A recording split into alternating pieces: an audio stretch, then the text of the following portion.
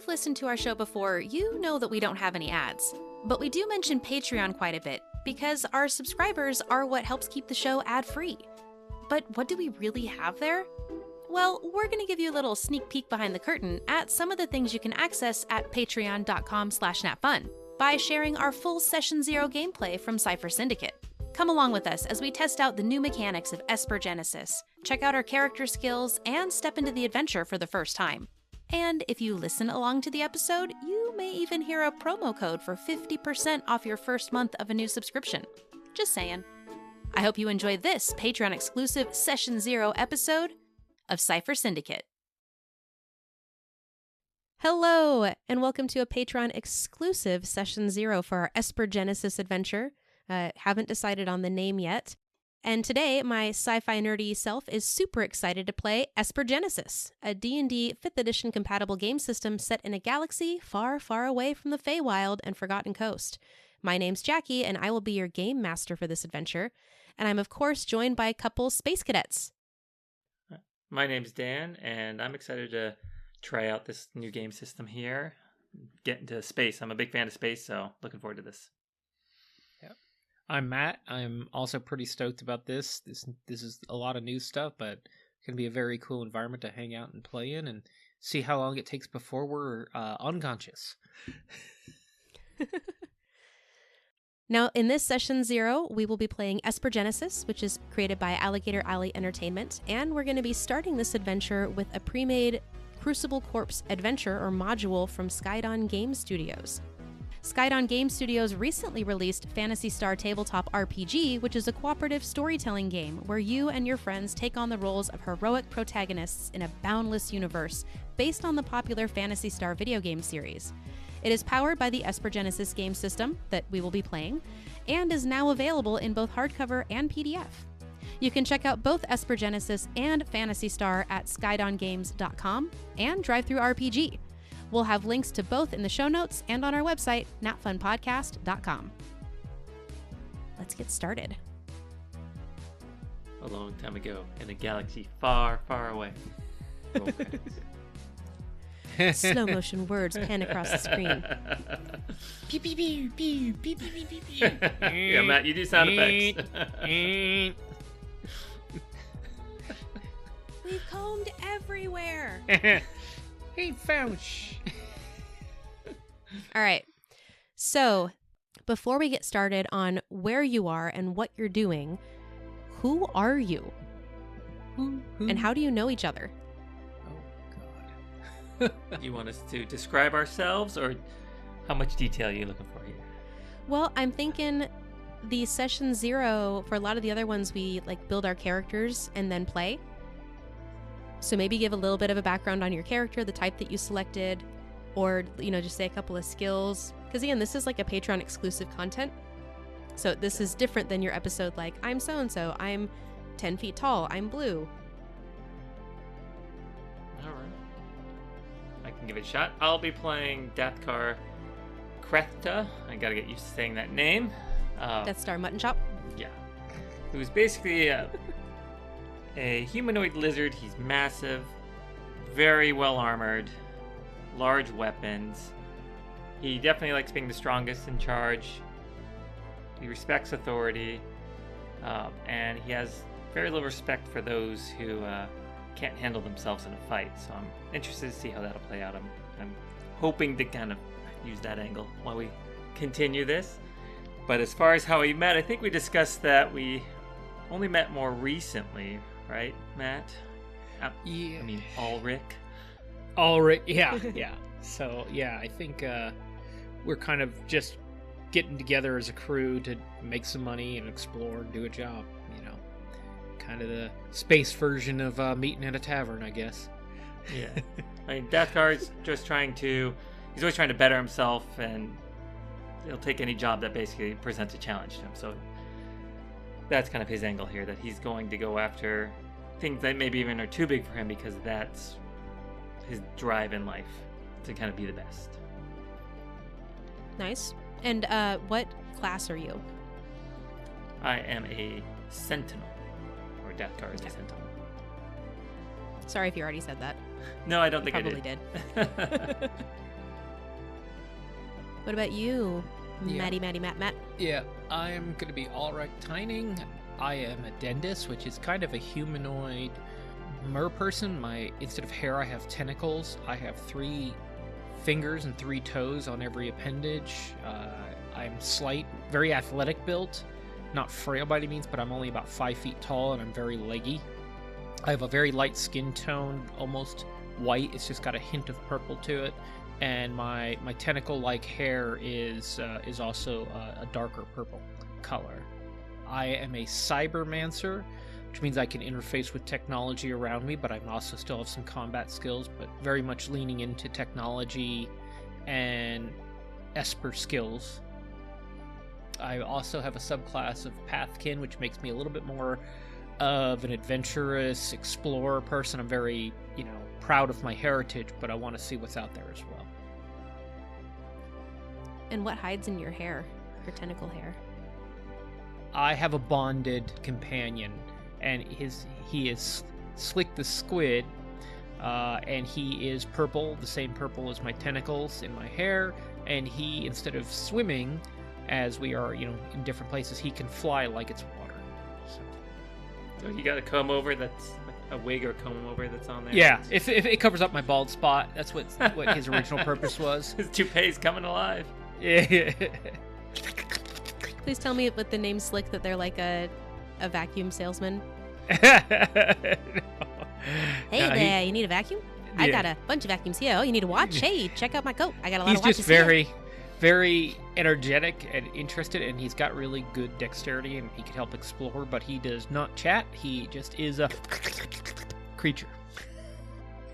Sounds good. Didn't we agree you weren't supposed to make those noises? I thought we Might had have this been why I conversation, picked this creature. So the backstory I kind of gave you guys is that you are mercenaries hired by Leonero, or Leo for short. You've worked with him on a few jobs and are now headed off to scavenge a recently wrecked ship. He offered your party 600 cubles for the job, which is the currency in this game, to get onto the planet Uria 7 and recover the cargo from the Basilisk and blast off before anyone else is the wiser. In and out. Yep. So I'm going to add 2 things to your journal here real quick. Underneath your characters, you've got the Cutter, which is the ship that you are on. And you have Leo. Leo is a human, and he's pretty grizzled. Solid snake he's got- it is. He is. Because I pull inspirations that I can describe. So he's got short buzzed hair, salt and pepper beard. His face looks pretty battle worn. He's fairly muscular and broad shouldered. And he always wears this dark bandana wrapped around his forehead and tied on the back. And he always seems to be like gritting his teeth whenever he's talking for some reason. But the Cutter isn't a huge ship. He is just a salvage operation. But you've done a couple small jobs with them, and it's kind of a get in quick, do the job, and get out before other ships and interested parties come about. So he hasn't told you a bunch about what's going on, but you know that he pretty much hired you to do a job, to be the muscle for him, because he's older, and that's your role. So let's start with a little bit of role play on the ship, so that you guys can kind of get a feel for each other and how your characters interact. So you are flying through space, currently traveling quickly, on your way to Uria 7, which is where this wrecked ship, the Basilisk, is supposed to be located. And it's kind of on autopilot, so you're just hanging out in the mess hall. Okay. Well, Dathkar. It's what, the second, third time we've been out now? Hard, they blend together a little. You been to this planet? Nope. But it's our 3rd time. Is it third? No. It was somewhere between 3 and 20. It just depends. 2 or 3 laser burns, you just don't know anymore. Make sure you aren't in charge of counting the coin at the end of all this. Counting's fine. Just remember, when you're as old as I am, it's been a lot of places. But I figure few of these are have been pretty memorable. Hopefully this one is maybe a little smoother. Nah. Bring on the trouble. Well, I think part of the job description is to not make noise, but you never know these days. If we know about it, somebody else does. I'm kind of hoping someone's out there with us. Gotta stay sharp. Yeah. You get soft sitting on the spaceship all day. Definitely want to get somewhere to see something and talk to somebody. Don't like just sitting on the bus. That's alright. You done a job like this before? Just stripping a ship? All sorts of things. Anything comes my way. Anything seems potentially challenging. I only take jobs like this because I'm hoping someone will show up. You do like to turn people into puddles. Didn't know your middle name was Cocky.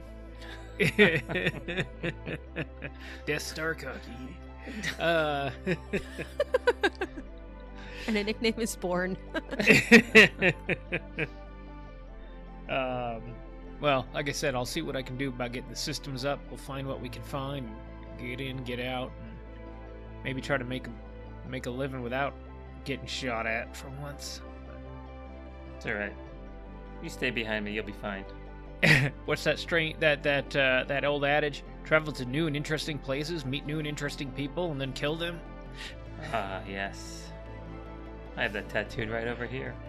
It's hard to read through the armor and scales, but yeah, there it is. Kind of got to jump up. You are taller than me. It's alright. I'm sure you can hold your own. Yeah. Oh, yeah. Well, Yeah. I expect you can hold your own. Let's not test it. I haven't died yet, and some other people have, so we're doing all right. But, And as you say that, Leo walks in. And that's just why I hired you and kept you around. 'Cause you haven't died yet. Does anybody else want this caffeine gravy? And he goes over to a coffee pot that it's been just simmering and sludging for a while. I thought that He was goes a to motor pour oil it and it comes warmer. out like syrup more than like a liquid. Oh, that's coffee. I'm good. I need to keep hydrated. Hard pass. Fine by me. And he comes over to the table, spins the chair around, sits down, starts sipping his coffee syrup, and looks over at you, Dathkar. So, tell me again, how many did you take out on the last mission? Only 3. It was a pretty easy job. They didn't want it bad enough. Yeah, but weren't they heavily armored? I don't know. I was impressed. I think there were 2 you didn't see, because I remember more than that, but when you threw the hull door at them, I think they just kind of melded into one pile. Counts as 1. We're going to have to get you little markers on the side of your armor there and show how many you got. Got 1 for every scale on my body. Going for broke.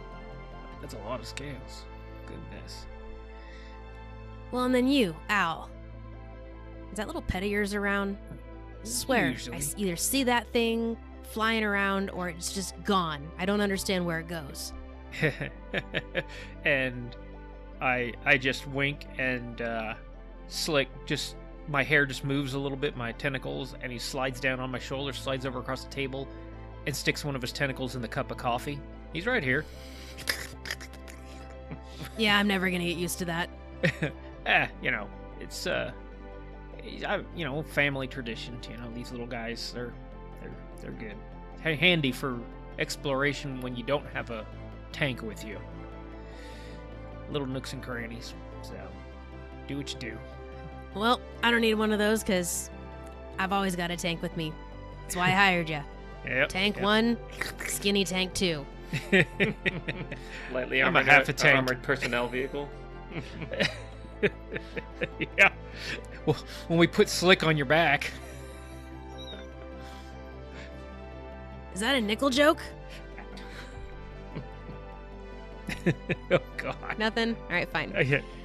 And he takes his coffee mug, swigs back the last bit of that just disgusting coffee slurry, heads on over, sets the cup in the sink.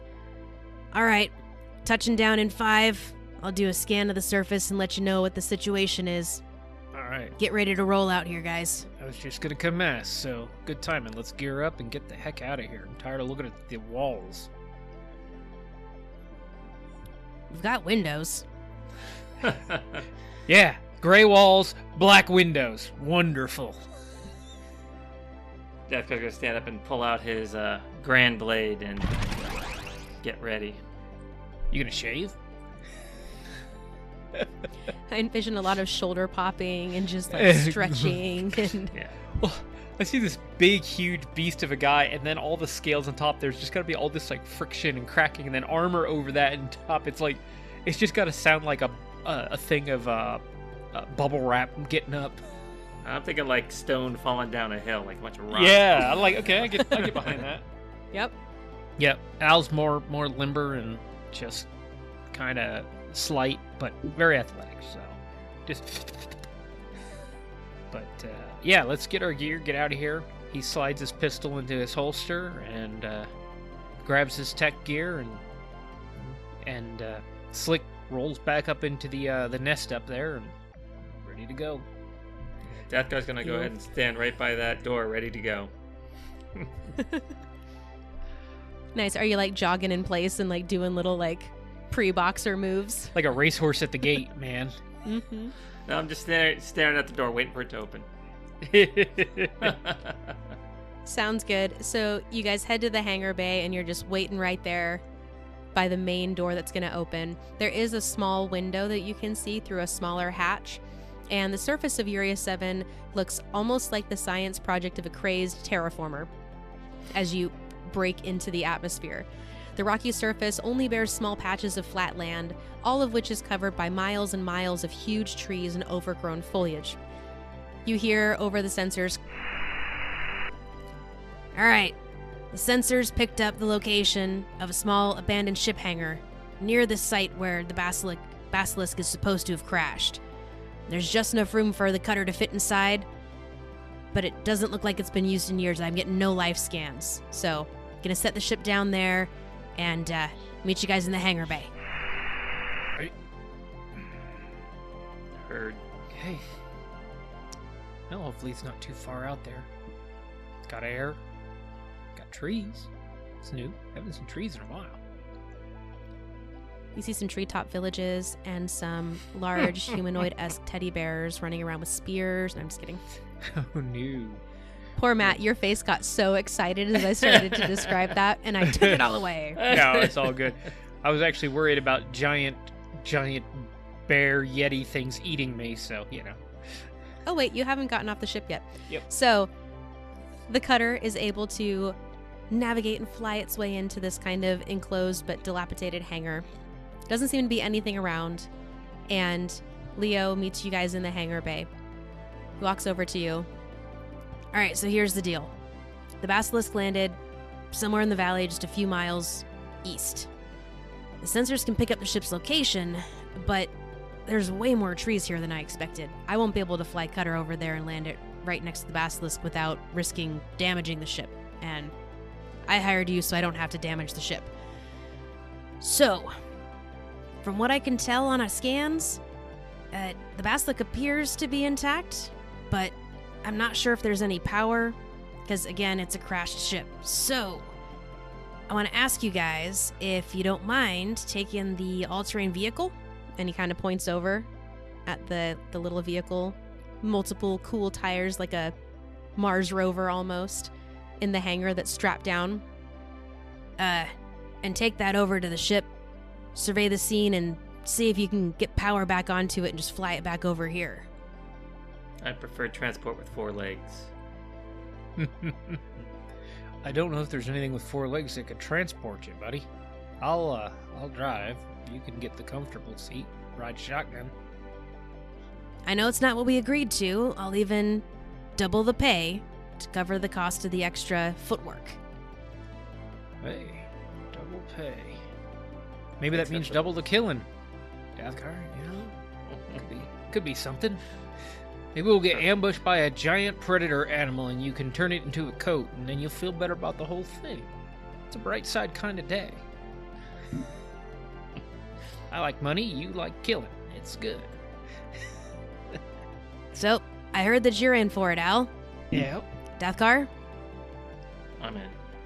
Slick's in. All right. Glad to hear it. And you see that in his right hand, he has this kind of silver, it almost looks like a small keg, except it has this glass panel and this bright blue piercing live light almost circulating inside, just spinning.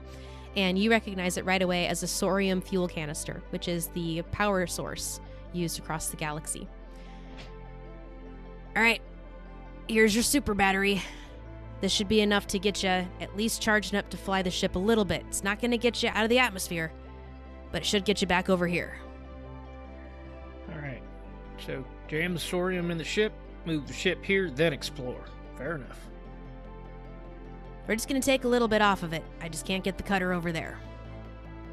Sounds good. Plus, aren't you a pilot? Yep. That's the rumor. All right. I'll hold down the fort here. Gotta go make some more coffee, so I've got some for you when you get back. Yeah. All right, so I'm going to pitch it to you guys to describe your ATV. What does your cool sci-fi world exploring ATV look like? 8 wheels. Kind of 8 wheels. 6 is not enough. 2 wheels that spin up high. They have absolutely no purpose. It's a mini unimog. It's just a flips miniature over. unimog. We got 8 wheels, kind of a squishy, spongy tires, but really knobby, so they can grab the terrain, but also absorb the shocks and kind of mold to the terrain as well. And they're on independent arms, so it's really flexible. So you can go over uneven terrain, logs, rocks, without a whole lot of difficulty. It may not go the fastest, but is really dexterous on the terrain. I like it. Yeah, I think it's kind of like open top, like a little roll cage, but it's got a handful of seats, and yeah, it's like just a miniature like utility vehicle, but way robust. Yeah, I'm thinking like 4 seats up front, and then just like a cargo area in the back. Yeah. Load up any equipment. And you said just a metal cage around it, just in case you do somehow roll it. When, Ow. not if. When. Yeah, what color is it gonna be, huh? Matt? Yeah, that's the next question.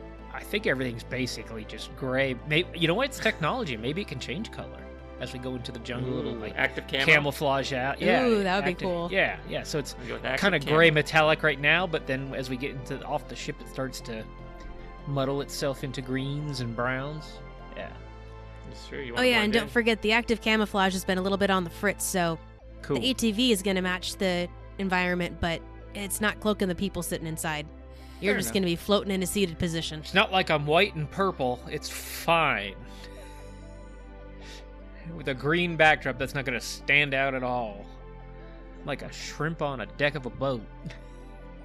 So, we fire up our little death trap here. Rover. Rover? Ranger? It's a Ranger. Ranger. There you go. Yeah. The Not a old Danger warthog? Ranger. That will get sued over. Groundhog. Oh, it's a groundhog. It's a groundhog.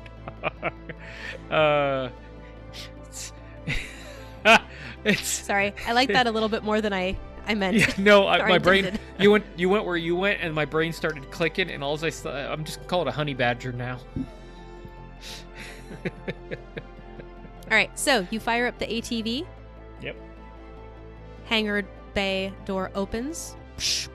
We throw the battery in the Lowers. back and get our gear, and Don't throw that.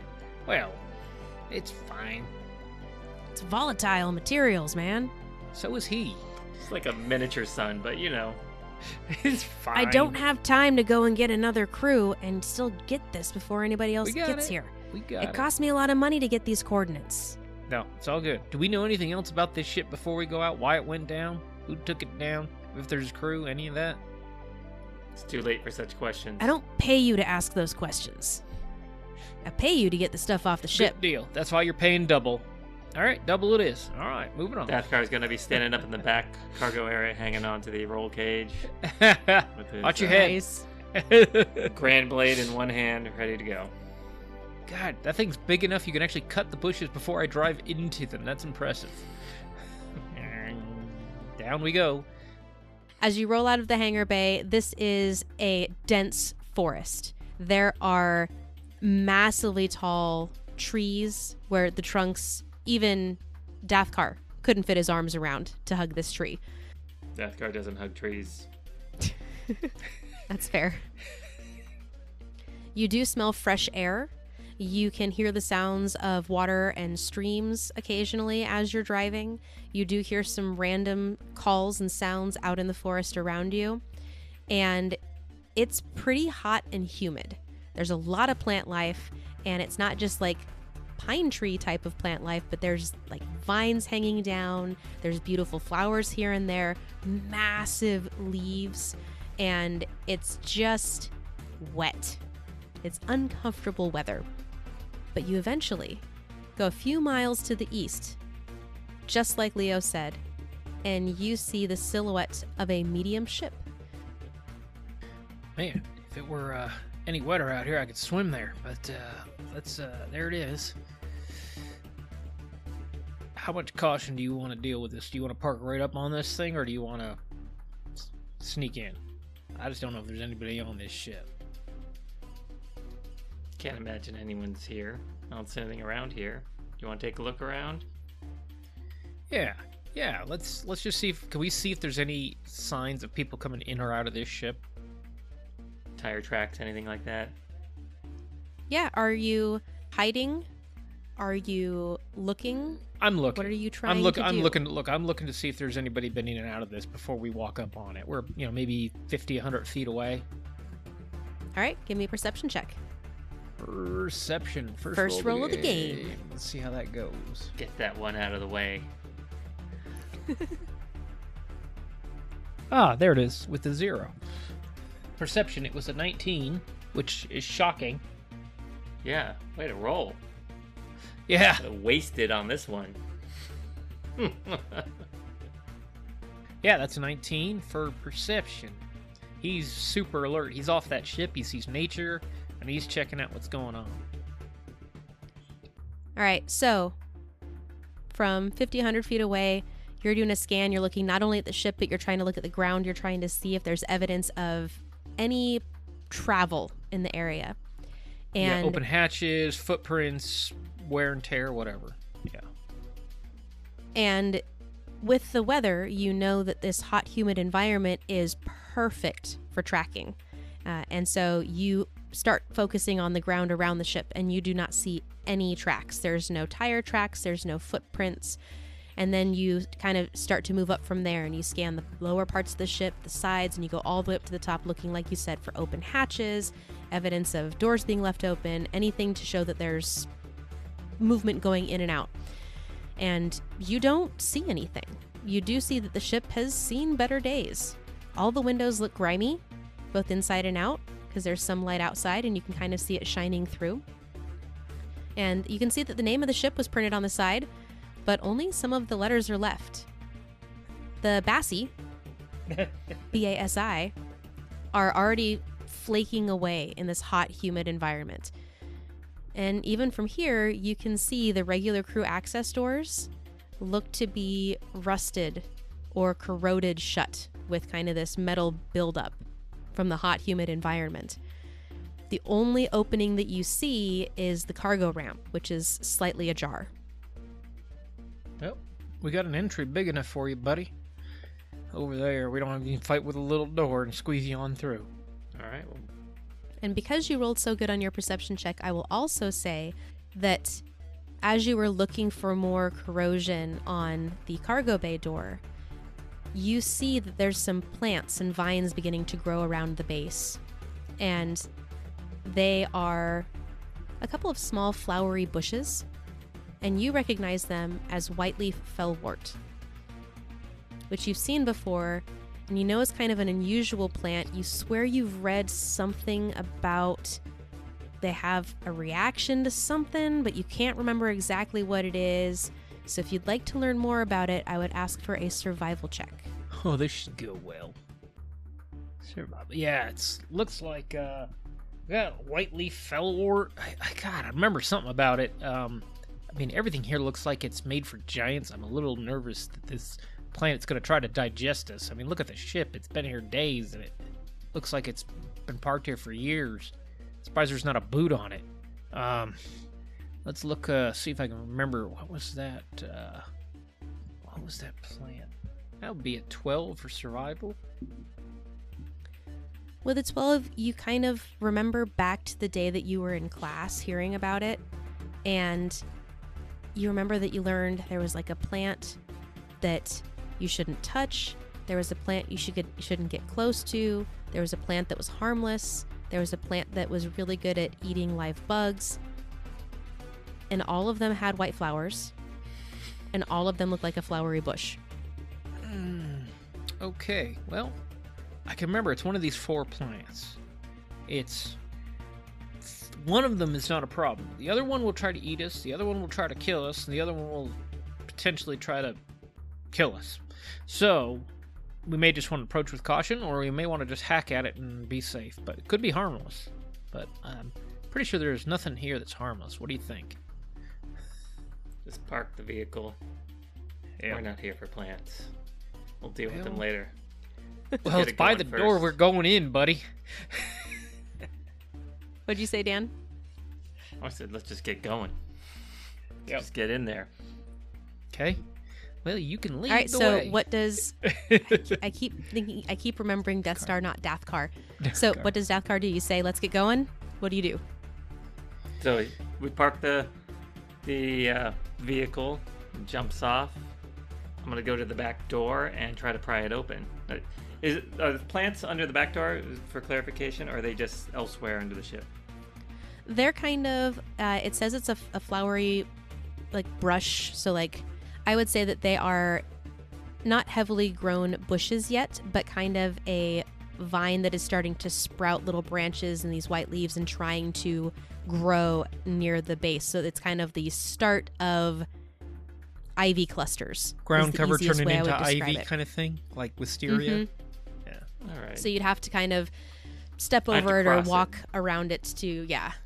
All right. So, well, since I've been warned about it, I'll go ahead and take my grand blade, so I'm standing fairly far from it, and just take a swipe across the closest edge here and cut some of this down and see how it reacts.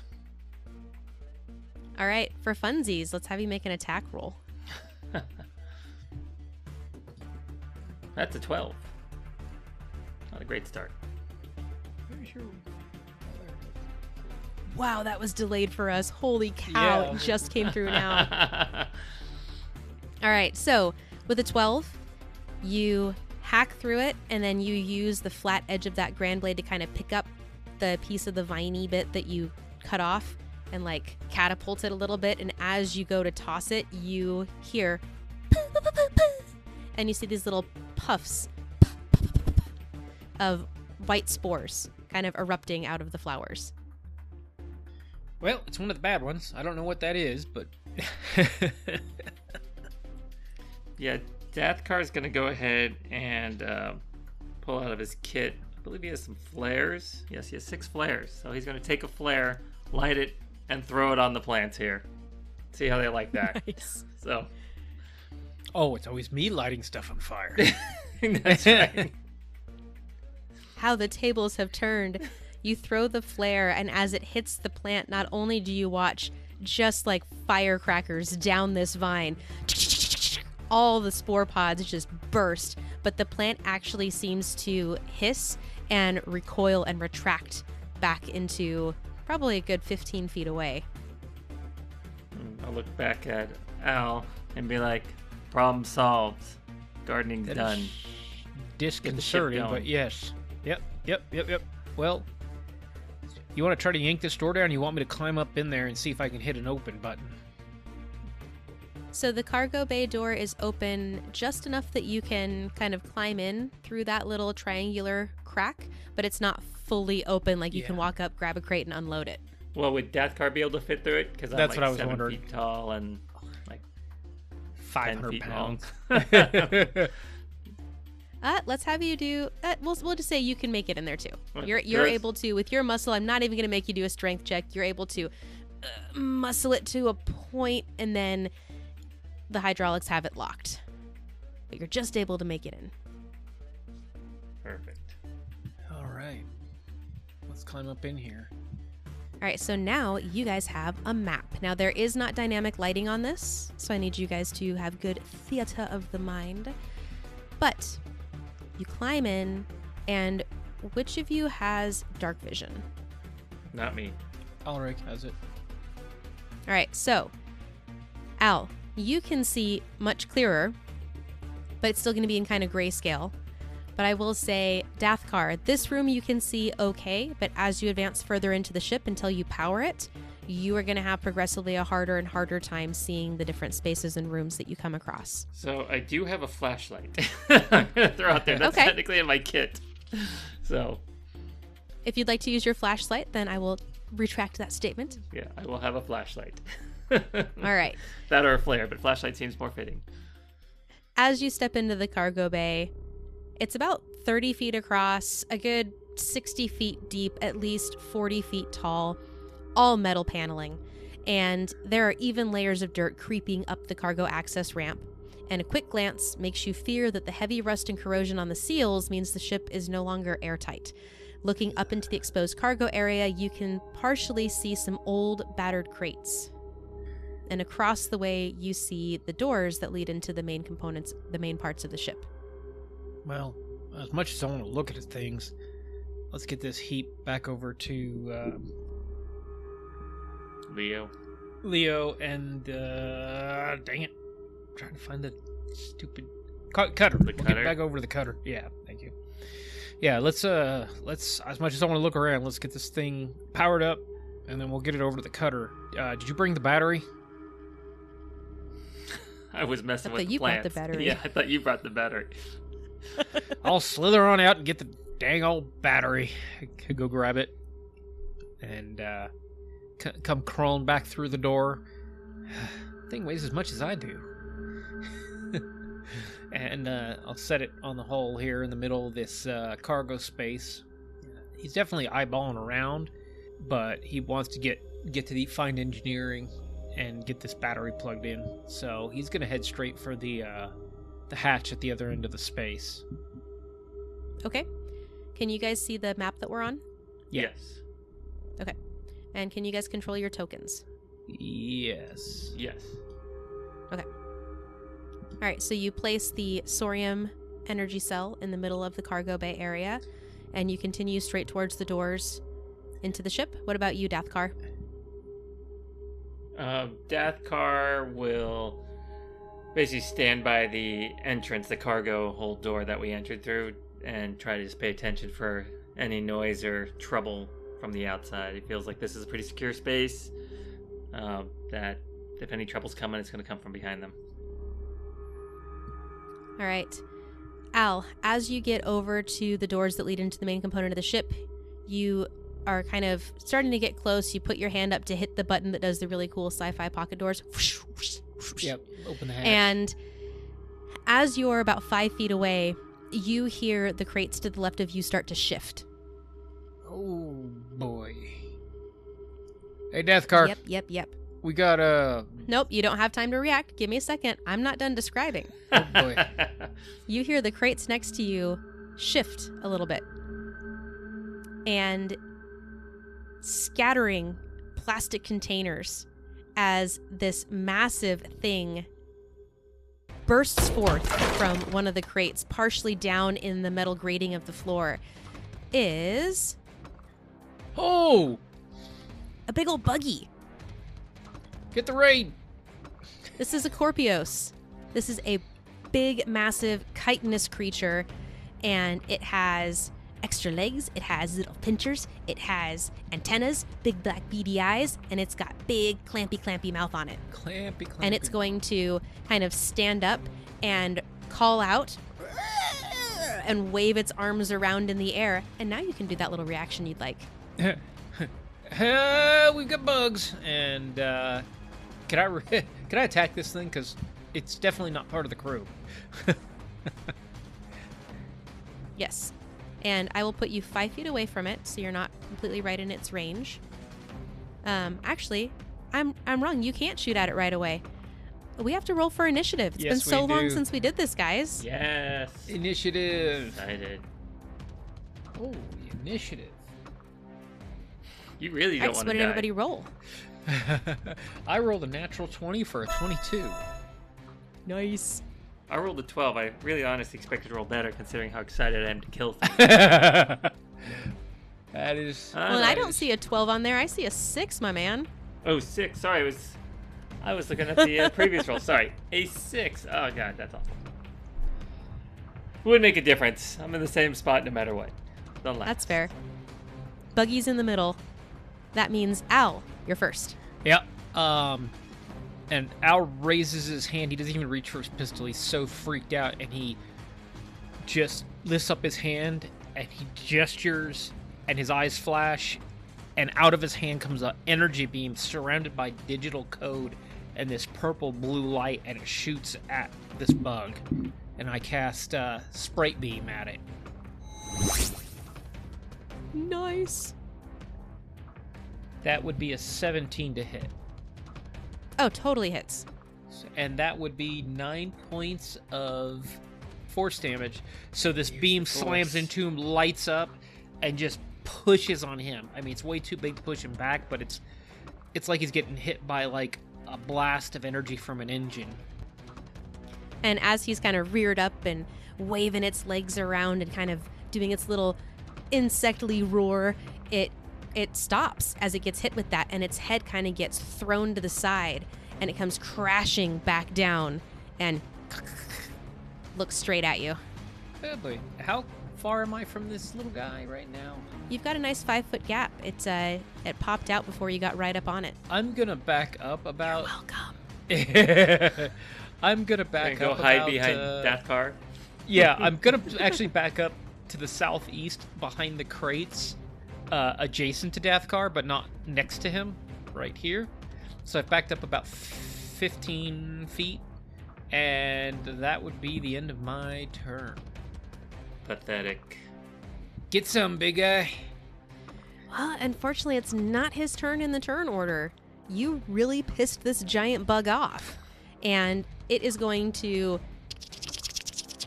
run right up to you, and it's going to just swipe at you twice with its claws. So it Cool gets beans. multi-attack.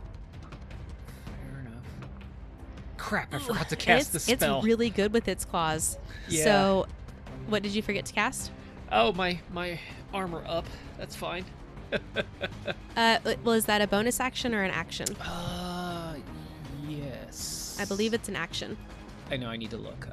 It's not on my character I sheet. think it's protective shell. Yeah, it's not on the character sheet. I just need to go over to the other side. Look.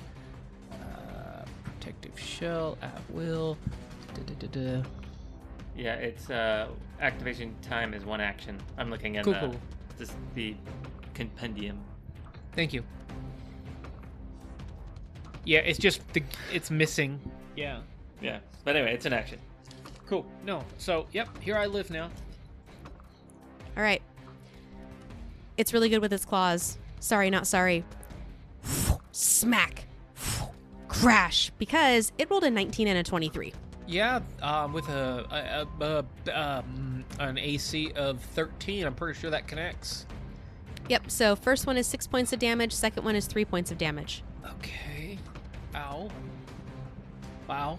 Well, I'm at half health. That's cool. Yay, level 2! And it's just going to continue to look at you. It hasn't even acknowledged Death Star Mutton Chop, Dathkar, yet. It's getting worse. I'm gonna call Mutton Chop. I'll try not its to do turn. it too much more. It's just really, really funny. All right, Dathkar, you are up. Kill it! Kill it with fire! All right. Well, Dathkar was really hoping to see Al over there do something special, and he's honestly a little let down right now. I shot it with a laser beam from my hands. What do you want? He's gonna move right up to it with a grin on his face, that grand blade, and take a huge swing at it. And if it hits, he'd also, let me see if I have to do infuse strike. Do I have to say I'm going to use it before, or can I say if I hit to use the infuse strike? What's the wording on it? When you hit a creature with a melee weapon attack using your weapon link, you can expend 1 tech slot to deal radiant damage. So it sounds like if I hit, then I can push that. Yep. Actually, okay. All right. So that's let's what I would see interpret too. if this Grand Blade hits. Hit better. 22 to hit. Absolutely. Let's see that sweet, sweet damage. So that's going to do 10 points of slashing, and then I need to roll 2d8 for radiant damage. So that's an 8 and a 1 for a 9, so 19 points of damage. 10 slashing, 9 radiant. Nice. Where do you aim for this creature? Oh, he's just right down the middle. He has this grin. He knows he's going to slice this thing straight in half, and that's the plan. It's looking right at Alrick over there, so he's going to just split it 2 pieces right across its torso. Just cartoony. Yeah. Although it may still keep some bugs keep moving after, so I don't know if that's going to help Alrick over there. That's fair. As you bring that Grand Blade down on its chitinous back, it was actually harder than you expected, and it doesn't quite cut it in half, but it does crack the entire back panels of this creature and slices through a significant chunk on the back, takes a leg off with it, and it starts oozing. What color viscous blood-like purple. Substance do you think it has? Purple? Yeah, it's got purple blood. A purple fluid starts to pour out of that wound as the whole creature seems to hunker lower. And Al, you see dripping out of its mouth that same purple, but when it hits the metal, you hear... Oh, good. Dathkar, does that end your turn? I guess it does. I'm not going to go anywhere, and I have nothing left to do. All right, Yeah. Al. Top of the turn order, back up to you. Yeah, Al does not want to be in this guy's face, and he's hoping Dathkar's got some of his attention, so he's going to rotate around it without leaving its attack, but get towards its other side, so he's directly across from Dathkar on the other side. So are you just like gingerly walking around it, or are you No, like Mission Impossible, like cartwheeling through the lasers, making it look super cool? Parkour around it? I jump back, and there's a bunch of crates and boxes right to my right. I actually jump over those and just take 2 bounding steps, because I'm like 3/4 legs, and wrap around, and then as I get around it, I just reach my hand out again, and I shoot another sprite beam at it. Do it, do it. Sprite beam. 14. Just hits. Woohoo! As I'm slipping in melting metal on the floor, I did not want to be in this guy's face, so I blast it for... I'm not getting that bonus. I don't think it's doing the 2-point bonus, by the way, for the sprite beam that I'm supposed to get. So that'd be a 4 plus 2. All right, with 6? Yeah, it was 6. How do you kill this? It had exactly 6 hit points. Woo! I see that wound that Dathkar's made, and I can see where it's still connected, and I literally just aim the beam and guide my hand down like a laser scalpel and just cut the bug all the way in the half from the rest of the way. It's like, you loosen the lid for me. And it just splits into 2. Sorry, I'm in your character sheet fixing that. It's cool. Try Sprite Beam again. And do your damage. Yeah. There we go. Yeah, now it's working. All right. Sorry, I thought I had it last time. That's cool. It's just new. We're all going. As you hit it, it was so hurt, it was just kind of growling and slowly trying to follow you as you jumped around it, and with that, it just collapses on the floor in a heap of Dedicus Bugicus. Good lord. It's melting the metal, man. Holy smokes. You did all right. I wasn't convinced at first. Well, I'm not dead. I'm only half dead. Good lord. Hopefully we can find a med kit in here.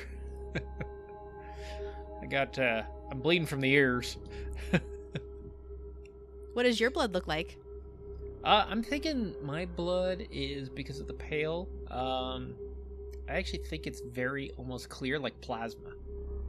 I don't have like real dark blood. It's very almost all plasma because I can breathe in air or in water, so I can carry a ton of oxygen with me. All right, so what are you guys doing now? Well, You're in a cargo bay surrounded by crates. There's a big old dead giant bug in front of you. goodness. Well, I'm gonna go back to that door, but Dathkar, you want to come stand in front of the door when it opens? Because I can't feel my right leg right now. Happily, Dathkar will head up to that door and stand right in front of it, blade in hand, fingers crossed. I assume the access panel's to the right or left. He's going to go to whatever side that is and start fiddling with the panel to see if he can get this door, this hatch to open now. There's no fiddling. You never got to actually try and open the door before. That thing jumped out and scared you before you even hit the button. So as you go over to open up the panel, you hit the button once to test it, and whoosh, the door's open. Sweet. And you see in front of you a long hallway. It's fairly wide because, again, this is like a main corridor on the ship, so it's about 10 feet wide but 20 feet deep. And you see that there are 3 doors towards the end, one straight in front of you and one on either side of this hallway. You know, being familiar with ships and travel and stuff, he's going to assume forward is kind of like control rooms or, you know, sleeping quarters, whatever that might be. But he's thinking the engine room should be right here near the middle or back of this ship. Let's see. Well, hell. Let's try this left door and see if that one is engineering. Is there any actually, before he opens anything, is there any signage, any panels, any lettering or information on the walls? One that says engineering, one says death room, one that says janitor, anything? Kill box. Give me a perception check. Cool. 17. Nice. With a 17, you look around this hallway and you see the door that was the furthest away from you as you exited from the cargo bay says bridge. The door to the left is actually obscured and it looks kind of bowed in and broken, and you see that corrosion around the frame of the door, and it doesn't look like it's movable, and it looks like whatever sign was on it was broken and a couple of the letters broke, and so all you see is a Q and an S on the door. And then behind you on the right side of that hallway, you see engineering. Okay, engineering. I know those words. All right, Dathkar, I'm gonna hit this room, see if I can get this battery in here. Dathkar's gonna move up next to the door again, waiting to see if anything's on the other side of it. You walk up, hit the button, whoosh, door's open. And this is an extremely small engineering room. Now, you've been on ships before. Your background is shipper, Al. So this is tiny. It's cramped. All right. It's more of a station in an alcove than like an engineering room or department. Everything is covered in dust and connections are filled with dirt thanks to the passage of time. A true starship engineer would groan to see the state of this station. You can see the receiving port for the sorium fuel canister is in no better condition. And this room is so small that only one person can fit in the space. You fix the ship. Yeah, you look around, I'll fix the ship. Can I look at that port and see if I can clean it up before I try to plug this battery into it and kill us all? Yep, give me a mechanics check. Okay, mechanics check. Do I get advantage on that? I don't know. No, if anything, you're just proficient, right? Yeah, well, I do have some advantages, which I think I actually forgot to check at mechanics. That's a 16. Yeah, you got a 16. Nice. So you can see that it is not corroded, just kind of packed with dust and dirt and grime, like it probably wasn't serviced properly before this ship got stuck here, and it's been here a while. So you're going to have to spend some time cleaning it out. Now, you can do that, but it's going to take a few minutes of just very laborious work to actually clean that out. And then likely, once you get the battery cell in there, it's probably just as gunked up on the inside, and it's going to take a while to flush that system. So it's doable, but you're going to be stuck here doing it for a bit. I think it's worth the effort, Dathkar. I want to make sure we don't lose power halfway back to the other ship and crash this thing double over. What do you think? Appreciate the effort. I'm gonna go clear out the rest of the ship. Make sure there's no those creatures roaming around. God, I hope there are. Alright, I'm gonna get my technician's tools out and start just trying to fiddle with this thing, clean up some of the ports. I mean, I'm not gonna go like it's brand new, but maybe like it was maintained at least once before this. Alright. Dathkar is gonna go ahead and cross the hallway and open up that next door and just see what's on the other side if anything's moving. Are you going to the door that just had 2 letters on it, or are you going to the bridge? The door with 2 letters on it. We're gonna go room by room and clear it out. All right. How are you opening this door? If there's a button, I'm pushing it. If there's not, I'm sliding it. Is it jammed? What are we up against here? You push the button. No response. You hear a clunk. And as you look at the door itself, you can see that it is busted and bowed in towards you in the hallway, and there's no way it's going to slide on the track system. All right, I'm going to try to pull it off with my claws. All right. Kind of reach them in on the side and start to try to peel that door back. I dig it. Strength check, or what do you want on this?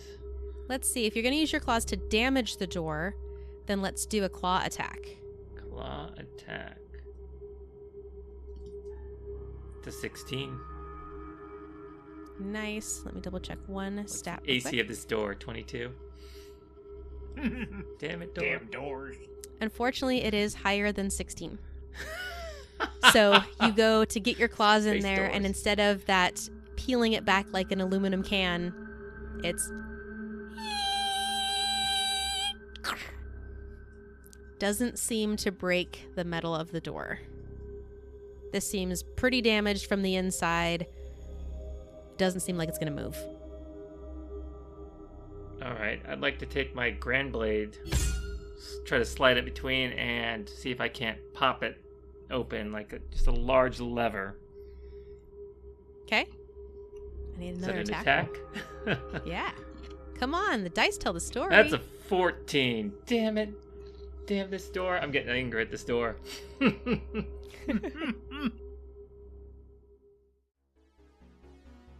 Hey, it's Jackie, and I just want to take a quick moment to say thank you for listening. And if you're enjoying this Patreon exclusive Session 0 episode and want to hear more exclusive content, or maybe check out the character stat blocks for Dathkar and Alrick, head on over to patreon.com/natfun. Our subscribers help keep this podcast ad-free. Plus, we've got a lot of cool stuff for them too.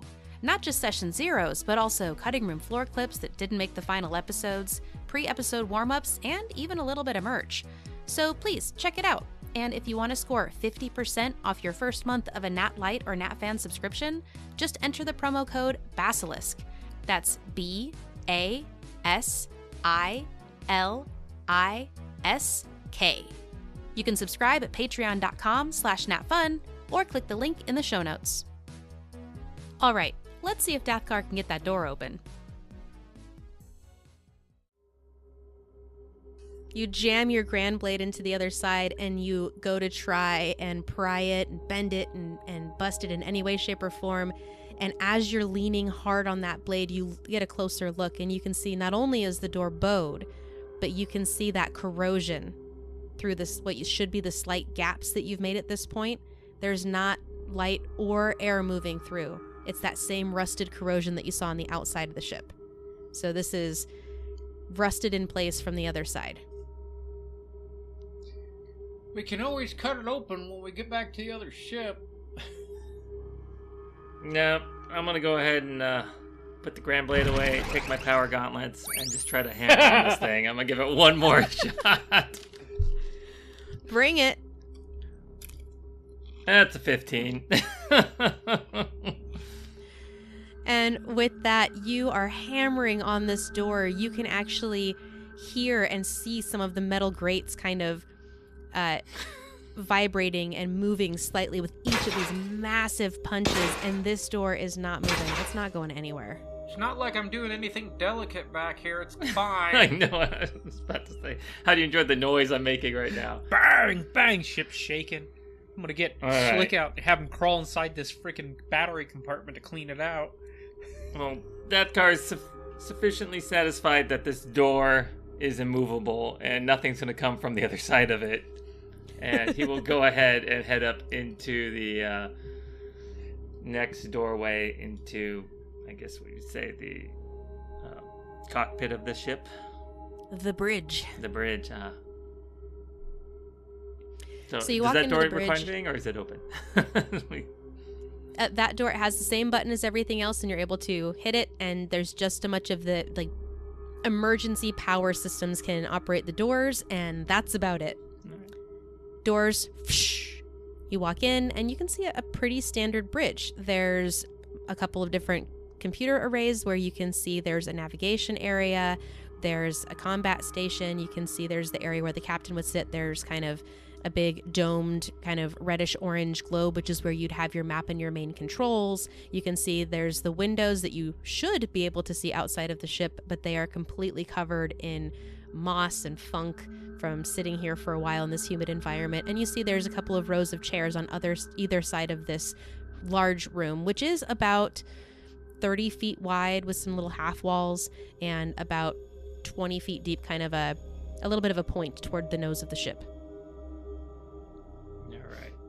Can I just do a perception check, I guess, at this point to see, do I see any signs of activity or any creatures in here, no footprints or anything of that nature that would indicate there's been the giant spider on the ceiling. Yeah. Yeah, exactly. We're going to look Absolutely. All right. You see neon green webbing across next to It's you. a -1, so...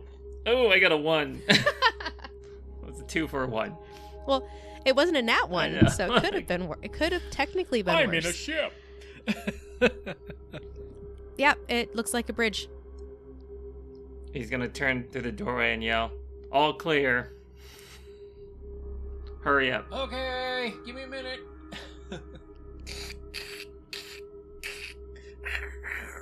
Bang, bang, bang.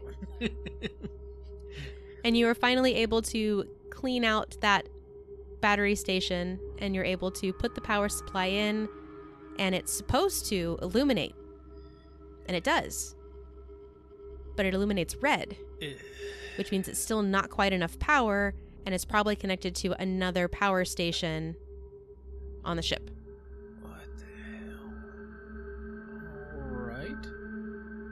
Another power station on the ship.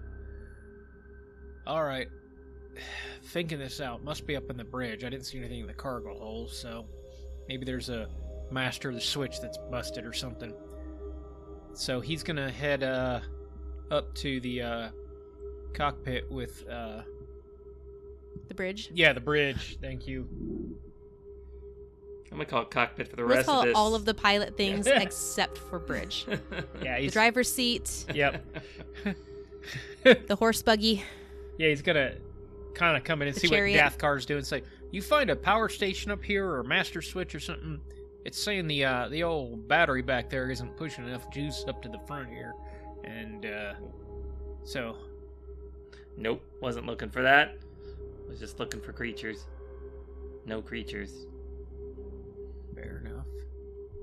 And at this point, both of you notice that kind of larger station towards the front, the nose of the ship, with that kind of reddish glass dome, is actually slightly illuminated. And you can see that there is a cabinet on the bottom portion that is flashing red. All right. Al's gonna walk up and look down under that station and see if he can see a button or switches or a hatch or anything. Because you're familiar with ships, I'm just going to give it to you. You look down there and you see that there is a metal panel that says backup power supply. And you know that a lot of times these ships need to have the backup power supply installed so it can be constantly getting charged while the ship is going. So the reason you got that warning in engineering is that you need to have that in place to actually fire everything up. So you need to find the backup power supply and put it here. Crap. Where's the backup power supply? can I look at this console and see if there's any sort of diagram or schematic or anything of this ship? Handwritten Sure. note. Yeah. Post Do it. an investigation check. That's a 13 for investigation. You see that there are a couple of clipboards and data pads, and it's not uncommon on ships to actually have written records in addition to all of your tech, because if you do lose power, you can't access any of your records. And you see that there's kind of a basic log, and you see that it has kind of, different items written on it.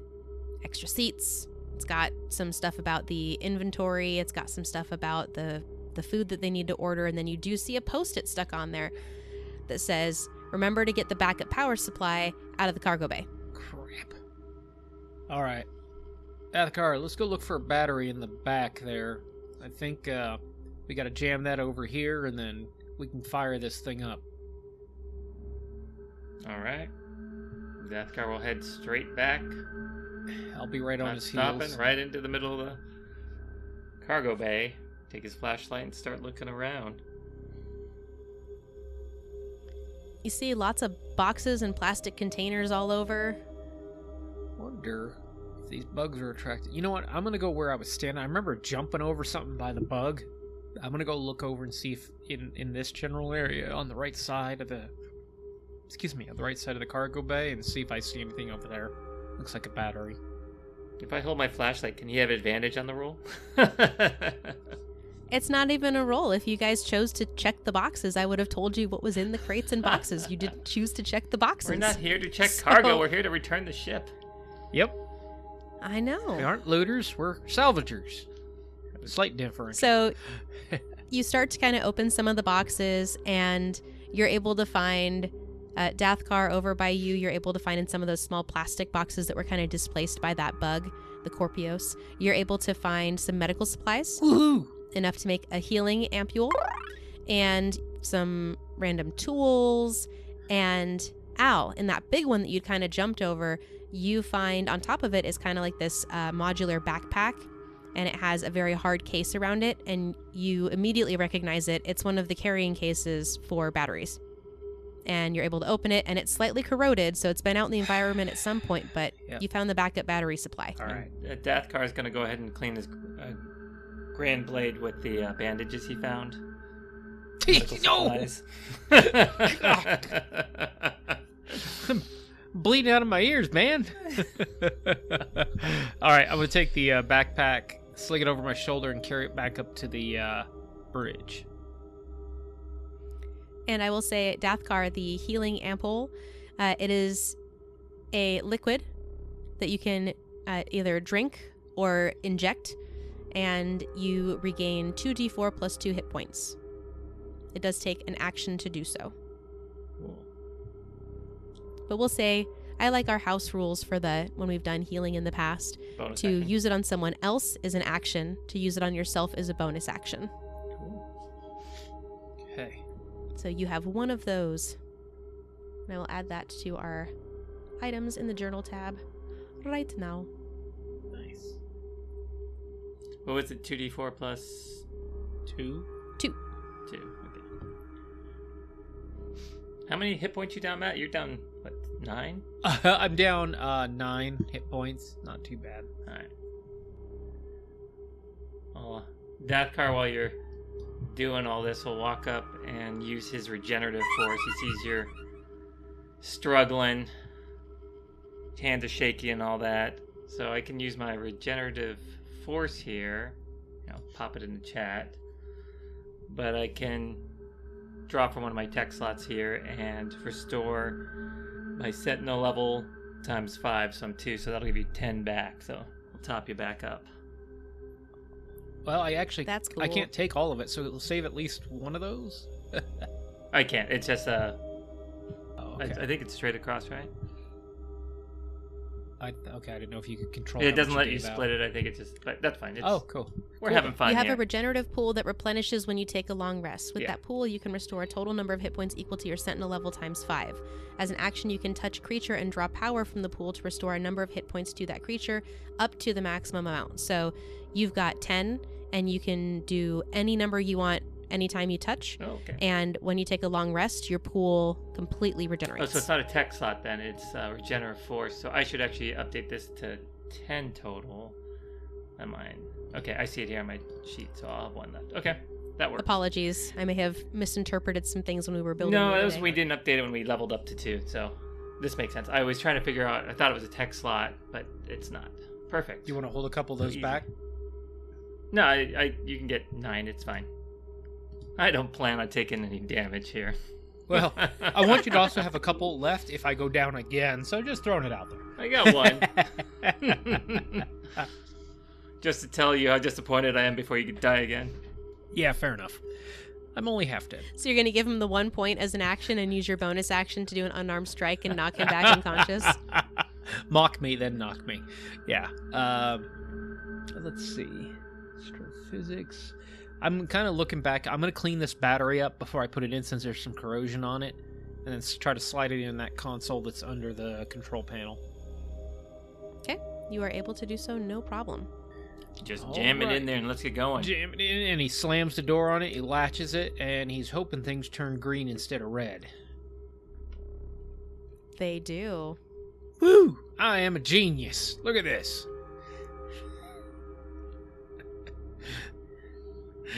All right. Let me read one quick thing.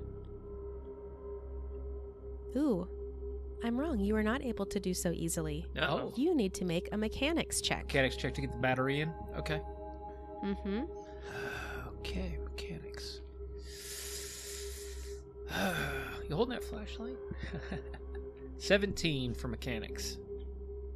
Oh, you crushed it. It was a DC of 12. I was worried I was going to roll like an 8, so...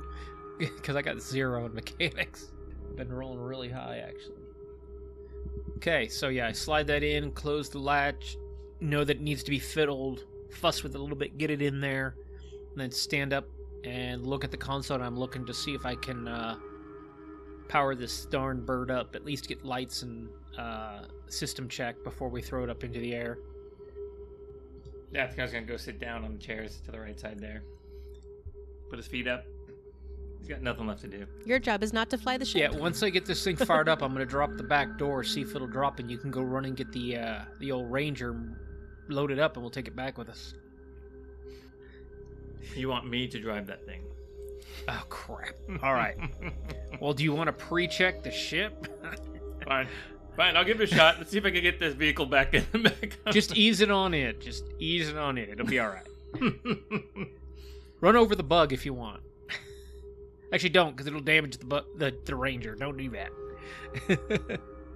So I'll start doing pre-check and see if I can get the back door to drop while I kind of test all the systems.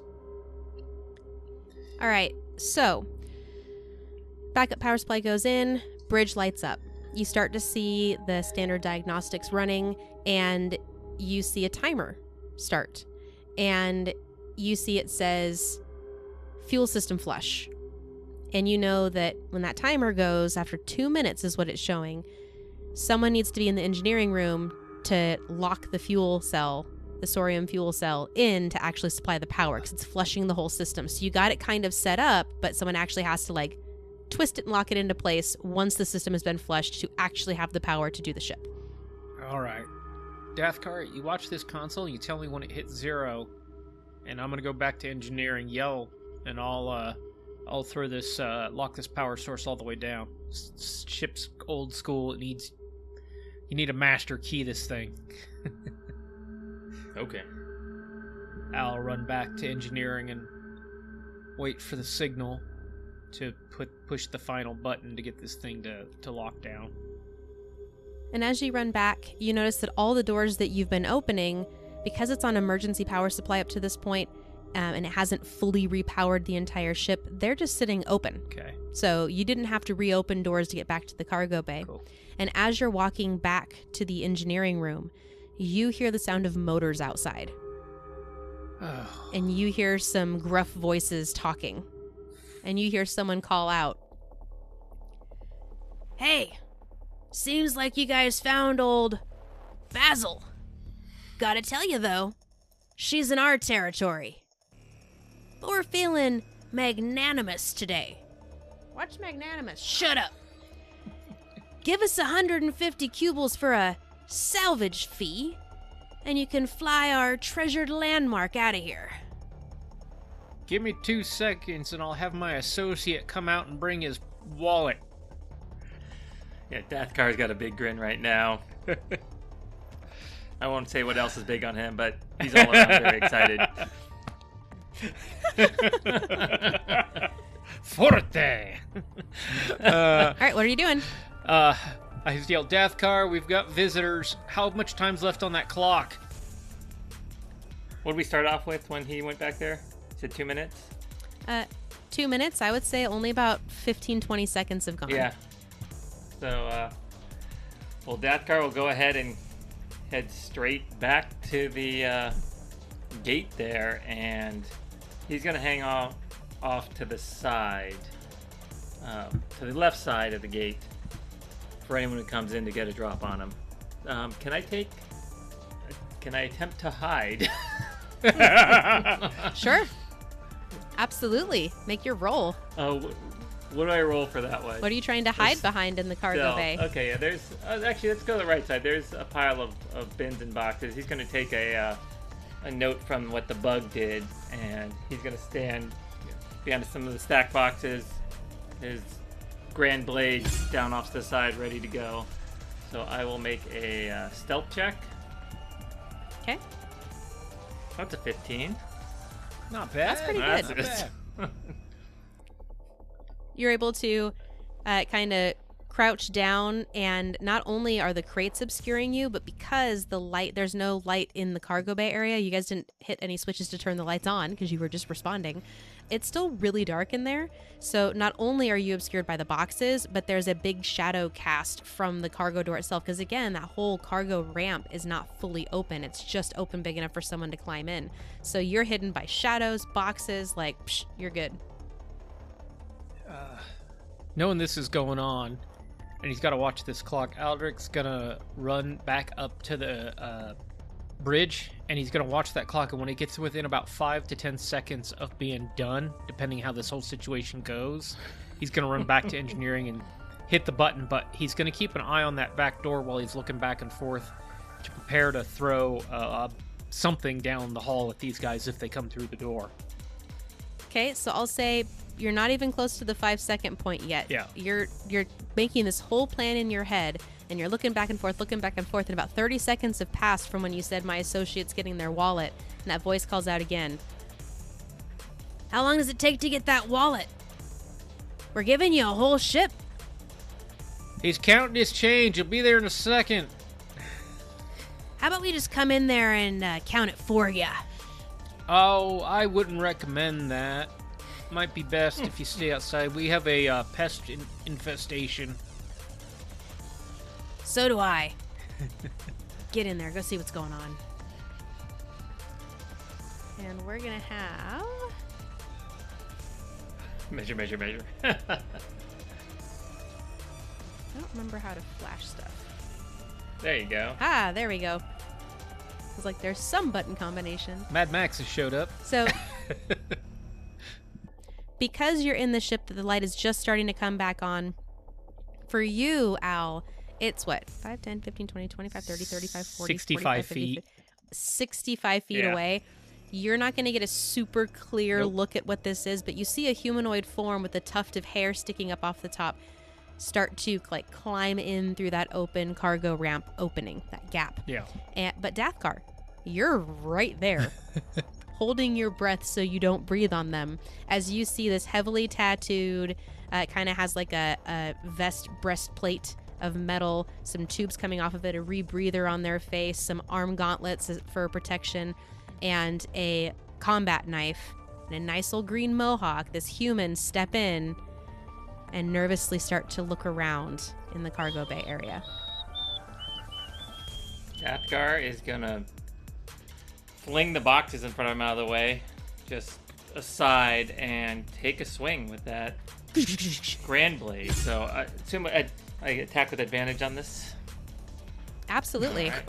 Let me double check. You were hidden. They did not have the passive perception to see you. Oh, the 22 and the 20. God. Goodness. Yeah, totally hits. So I will hit him with this and also the infused strike as well. So it'll be 7 points of slashing. And I have 2d8. And another 8 and a 1, so in both ends twice.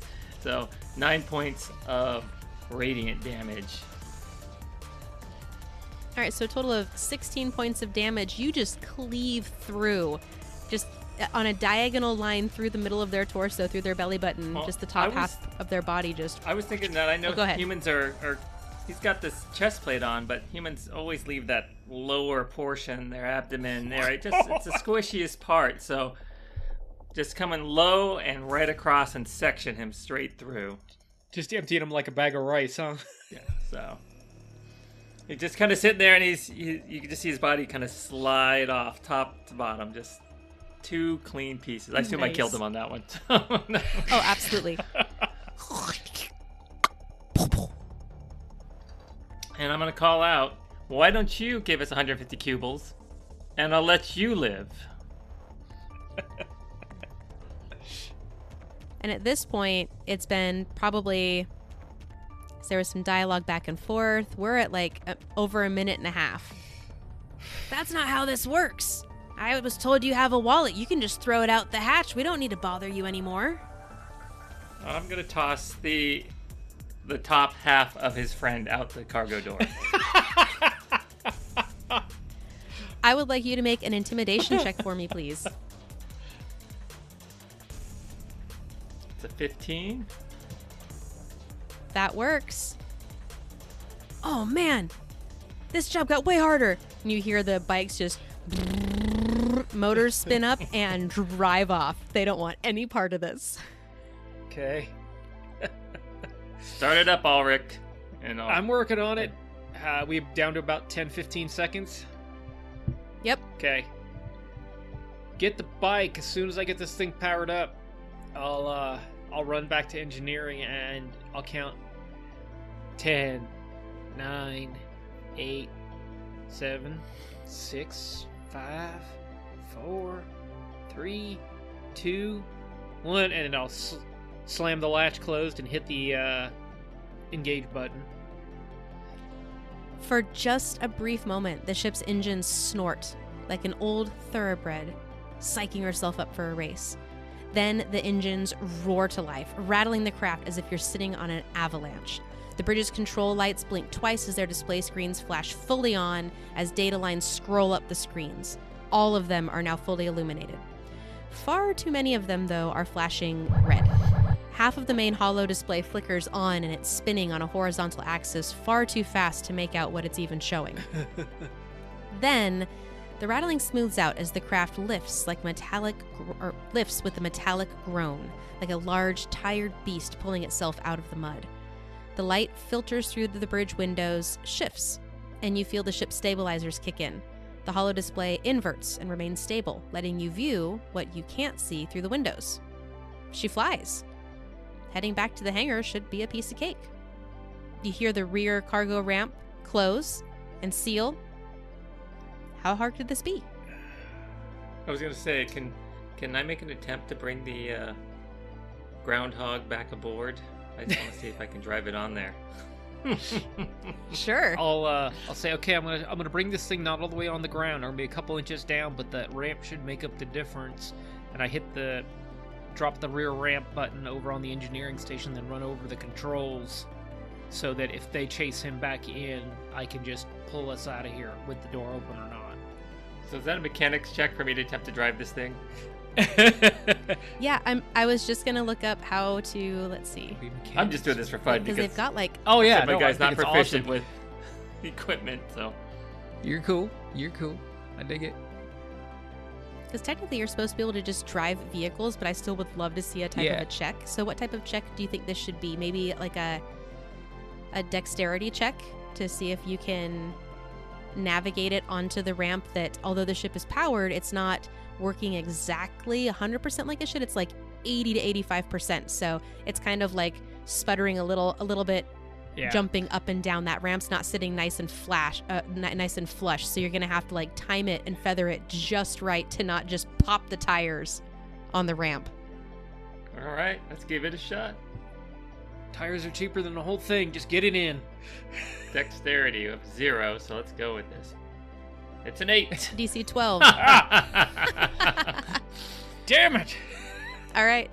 How does it go? It's going to end with those tires hitting the sharp metal edge of that ramp and boom.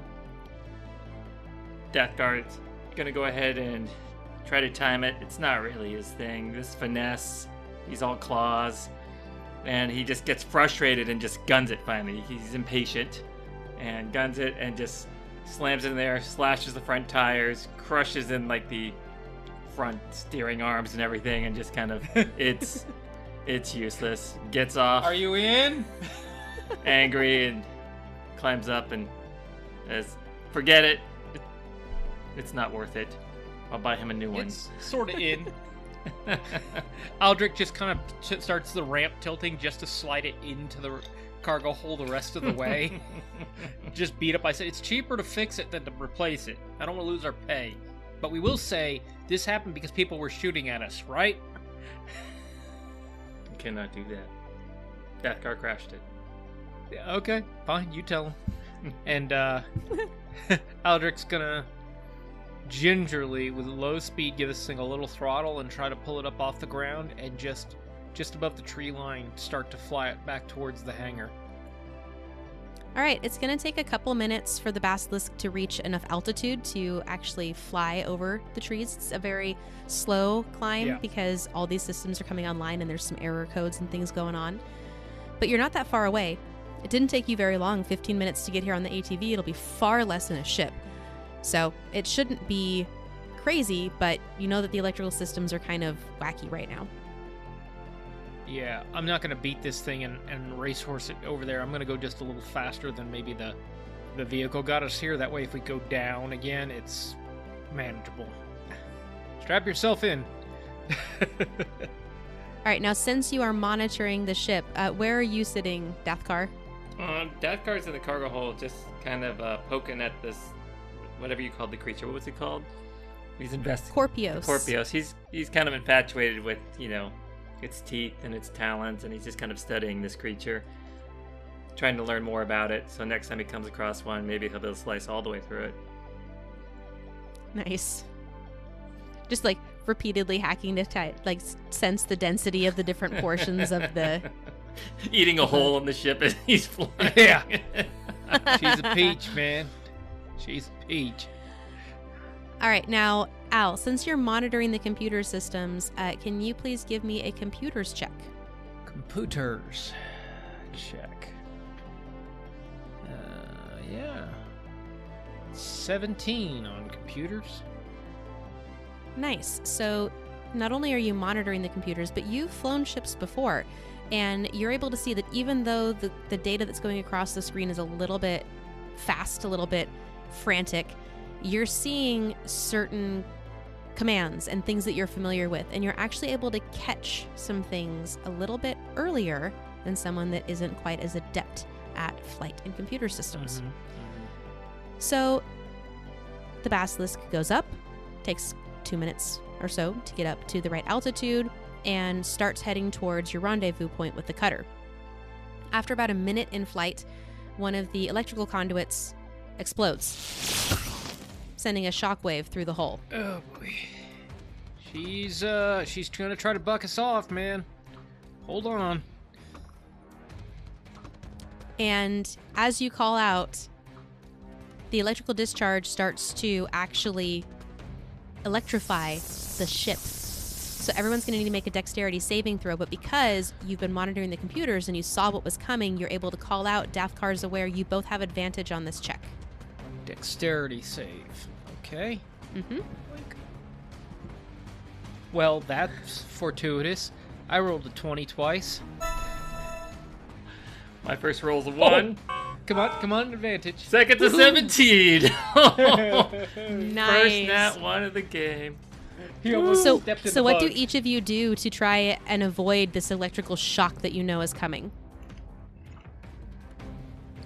Alrick has been through this kind of stuff before, ship beat to death, and he takes his hand up off the controls and he pulls his feet up off the floor, and he knows the seats are insulated against electrical charge and EMP and other things.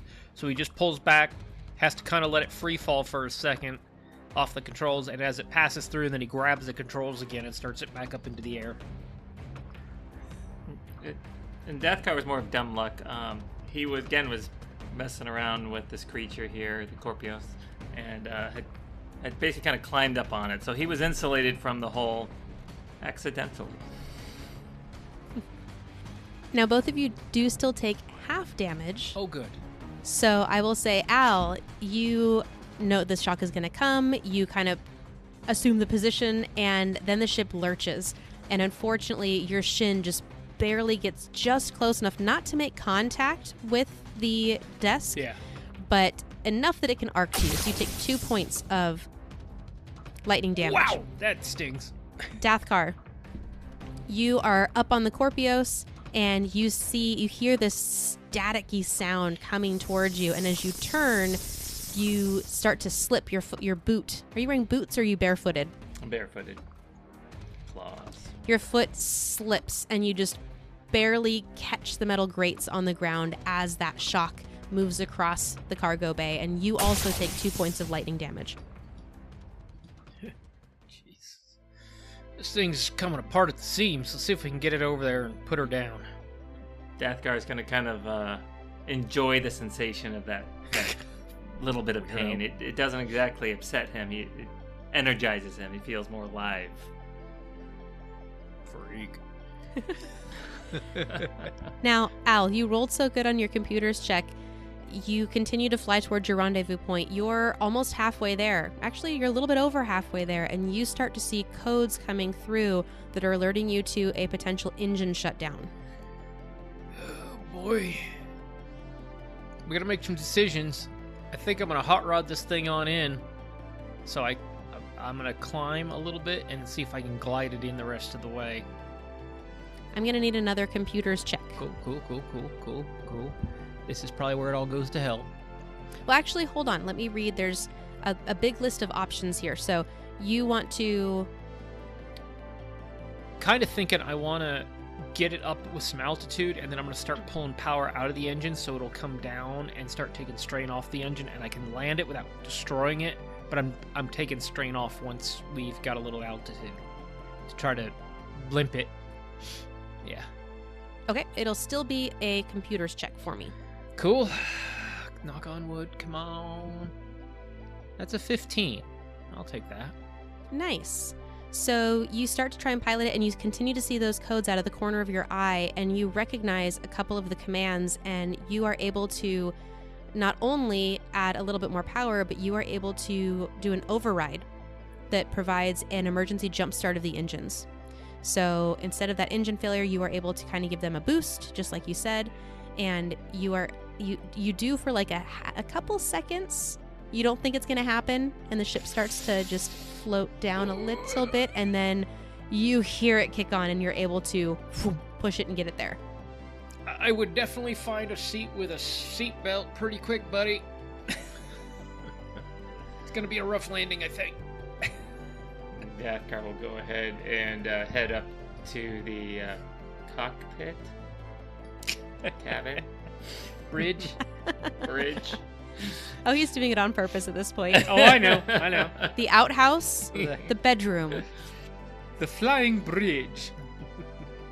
Poop Go deck. ahead and post up on this wood bench that's off to the side. Safety third. If I say that, Jackie will make me roll for some sort of saving throw upon landing, so we're gonna use the actual seatbelts. Yes. All right. So you're able to do the seat belts. Al is able to be strapped into the piloting seat, and you are able to land Basilisk just outside the hangar. Wow. She is a peach. Start flipping switches. Oh, let's fire the fire control system there. That's problematic. There's something on fire. We'll turn that off. Okay. I think we can get out of this death trap. Now, your scans show that you're about 50 feet away from the hangar entrance because you kind of have your own little radar saying what's around the ship because you can't see out the windows. Yep. And as you stand up and start to head out of, and again, I didn't say this earlier, so initially when the ship was firing up, your doors were all open. Yes. But once your full power kicked on, your engines turned on, now all of your doors have closed, everything in the ship is fully operational. Lights are on, doors are open, everything's working as normal, except for that one door. I was going to say, that one door that was all really bowed and pissed bent. me Like, off. the Great Blade door ain't happening. Nope.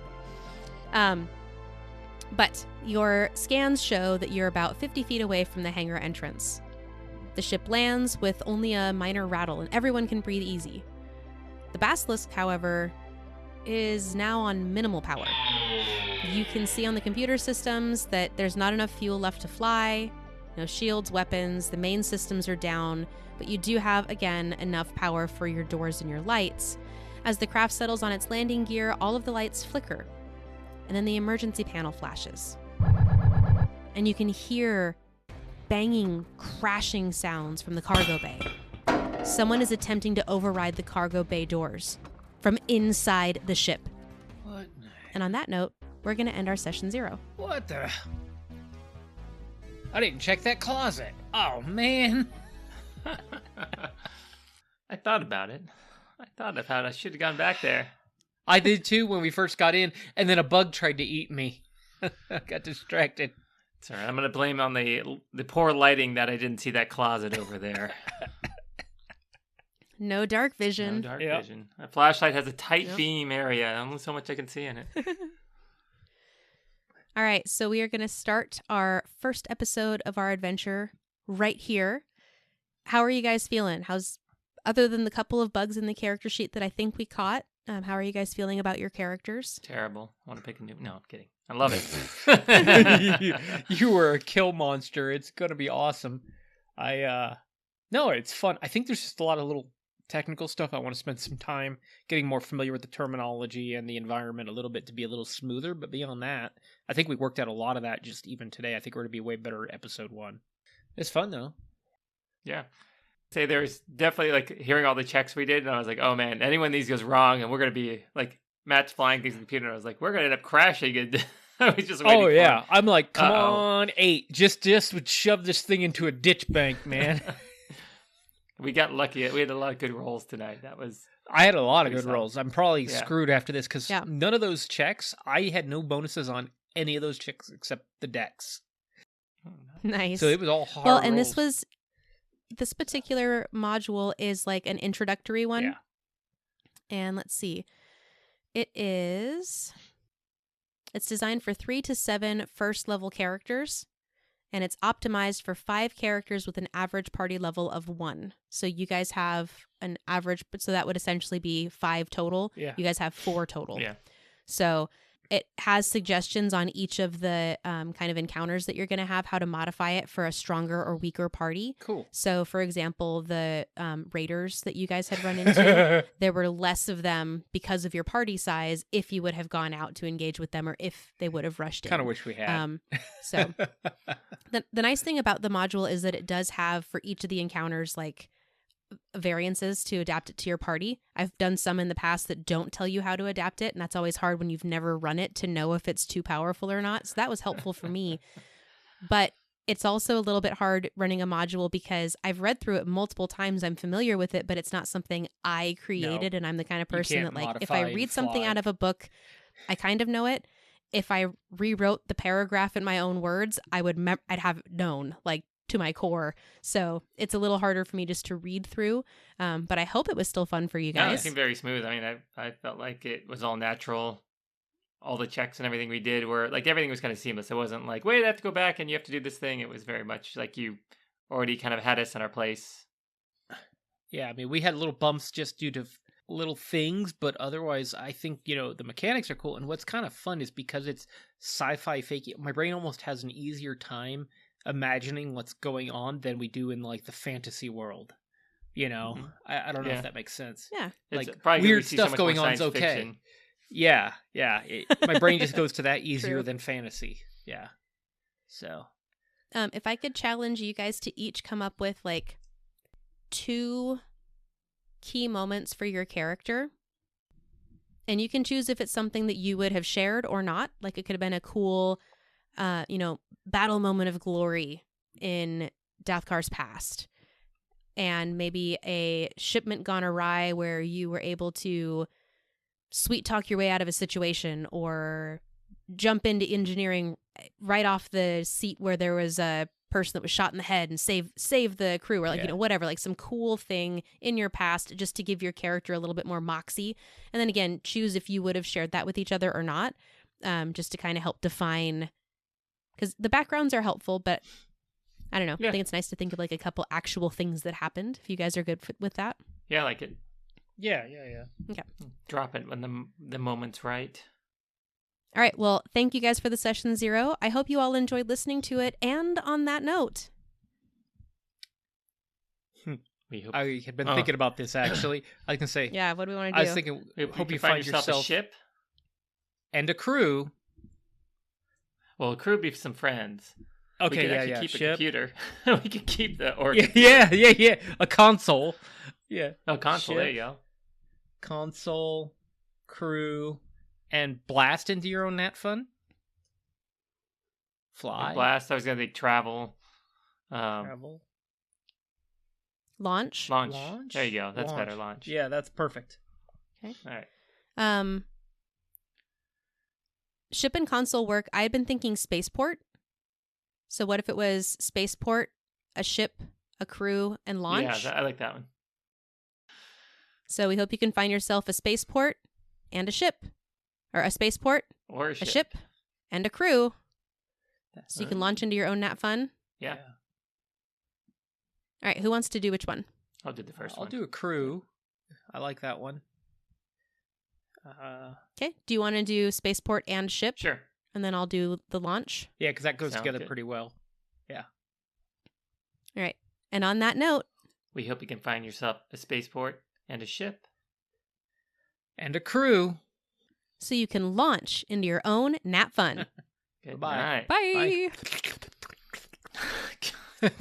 Ew. Oh, no. Get him, Slick. No. Gonna let you die. That's what's gonna happen now. You kept making those And then- noises. And then you're going to have to live No, with just Slick. kill his bonded companion. Ooh. It costs a lot to bring it back. That's right. Not after this job. not dead I'll be dead. all right. I can teach him a lesson. Thank I'll be you, stealing your wallet. GM. I'm gonna go pickpocket the lower half of that corpse, by the way. I did think about that. I was like, that's not my character, but Klepto would have gone and Oh yeah, no, totally. You throw the top half out. I'm definitely gonna go check and see what's in the bottom half. Nickel? Yeah. Ew. It was awesome. Be sure to come back next week to find out who or what is causing all that ruckus in the cargo bay, and what Dathkar and Alrick are going to do about it. Could it be a foe, a friend, or just more bugs? And if you'd like to support NatFun, please like, subscribe, drop us a rating or review, or tell a friend. It really does help the show. And if you want to get more out of it, head on over to patreon.com/natfun for exclusive clips, extra episodes, character stat blocks, and more. I hope you enjoyed this peek behind the curtain with our Session 0 episode. And we'll see you here next week as we continue our adventure, Cipher Syndicate.